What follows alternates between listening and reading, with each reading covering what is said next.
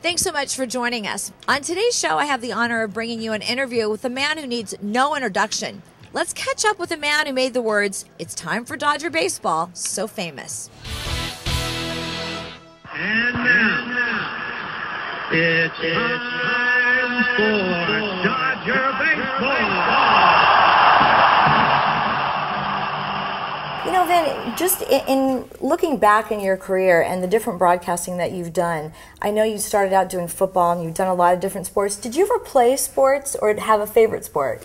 Well, I played baseball. Okay. Played it in high school, played it in college. I guess my high point in college would be I played against George Herbert Walker Bush. Oh, okay. He was the captain and first baseman of Yale, and I was trying to play the outfield for Fordham, and we played against each other. It was a terrific game. I think it was either 2-1 or 3-1, and Yale won. But it was a heck of a game, and years later, I had the privilege of playing golf with him. Okay. And Politics Society, he's a terrific guy. And we talked about the game, and I said to him, "Mr. President, if you don't mind me saying this, as long as you're in the White House, you can say anything you want about your baseball career. But remember, the day that you step out of the White House," we both went 0 for 3 in that game, which he loved. He just howled. That was great. So baseball has always been my first love. Okay. I've done a spot of tennis and a lot of golf, right, and a lot of football. Yeah, when you did football, especially NFL football, and you were with George Allen in the booth, you know, a man that was so passionate about being on the sideline, what was that experience like being with him broadcasting? Well, first of all, it was wonderful. Yeah. It was also a learning experience to, you know, sit there and chat with him. Yeah. What the networks did, first, you just had one man doing football on radio. Right. Then they became 2, and that was fine. And then the Monday Night Football, they had 3. So all the networks then began to experiment. So with CBS, we had just 2 men for a long time, and they decided to experiment, and we had 3. So I had Jim Brown, the great football player, on my left, and I had George Burns. That would have been fun. Yes, right. That would have been great. And I had George Allen on my right. And I'd not only be doing the game, but I'd be trying to remember. Let's see, I asked Jim, didn't I, the last time? So now I'll ask George. Right. So there was a lot of bookkeeping going on to make sure. But it was a great association with both of them. I loved Jim. I mean, he was right on the money. He would say exactly how he felt. Politics be darned. Right.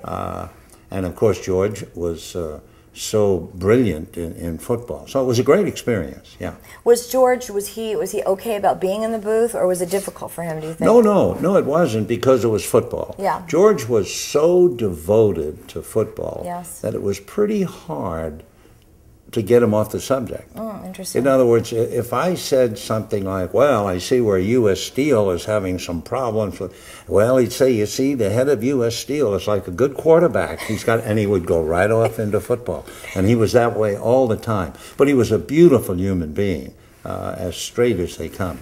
I read once that Red Barber told you should never be a homer for a team, but to support the team that you actually employs you. Is that something that you kind of stuck with you over the years? Oh, and how? First of all, when I started in New York, there were 3 teams. Right. And I'm sure you had more than just Dodger fans, sure, you know, listening to the games. Yeah. And you don't want to alienate the listeners against the sponsor or anything else. And you'd like to have them come to the game, too. The big difference between doing a network game and local game, when you, like I did the game of the week. When I was doing game of the week, my only point was to do the game. Okay. Period. Right. Not trying to get people in the ballpark. Just do the game, pack up like a gypsy, and move on.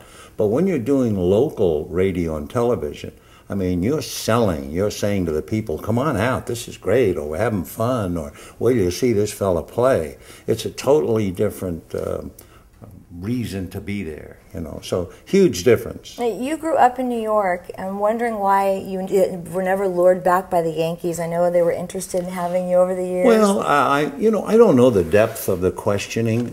What happened was a friend of mine in the advertising business called me because he had been involved in the Brooklyn broadcast. And now we're out here, and I wasn't going to New York because there were no Mets. Okay. So for the first 4 years, the closest I would get to New York would be Philadelphia. And so one time when I was in Philadelphia, I got a call, and he said, next time you're coming in, you want to come up here, I want to have lunch. And I said, yeah, sure, it's an hour on a train. So I went up, we sat down, and he said, how would you feel about coming back and doing the Yankee games? I said, I don't know. You know, let me think about it, but yeah, I'll think about it, because I wanted to say that out of respect. Oh, that was you nice. know, my immediate reaction was no way. Yeah. But I thought, you know, okay, let me think about it. Why was that your immediate reaction, that you thought no way? Well, because I had already been with the Dodgers. Let's say this was 1961. So I had already been with them 12 seasons, Right. you know. So, and the O'Malleys, they were family to me. I felt like they thought I was family to them. And so I just let a reasonable time go by, and then I called him and said, you know, I thought about it, and thanks, but I'm very happy here. And he said, okay, fine. But it was just, I guess Mel Allen was not 100%. Maybe that was it. I knew he had fallen, I think, either in Detroit or Cleveland, and he had suffered some kind of a head injury, and he was struggling. So they were looking for a backup, I guess, see. in case anything happened. But no, I didn't pursue it at all after that, no. I always tell Nancy B that you and Nancy have been here longer than owners, managers, I- many, many years. With Joe Torre now moving on, what do you think his time here means to the last 3 years? In baseball, people come and people go. Yeah. And Joe's time here means that we all had a pleasant time with him. He's a very nice man, Very terrific nice, yeah. guy. I've known him 40 years, Yeah, so of course. I'm very much on his side. Yeah. Also, he was successful. He got the team into 2 championship postseason play, and that's really about all you can ask of anybody. But again, baseball is a constant shifting of sands. They come and they go, they move on.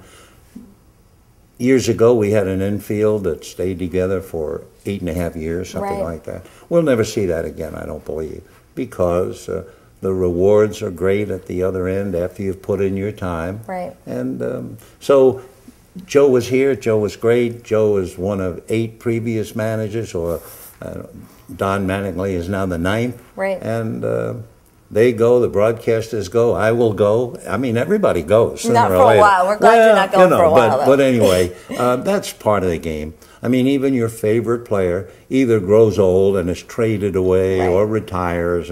So everyone comes. But the big point is that no one is bigger than the game. The game is true. so great. I mean, Babe Ruth came and he went, you know. And Willie Mays came, and Barry Bonds, and Henry Aaron, and the great players whom you've loved, but their time comes and they move on, you know.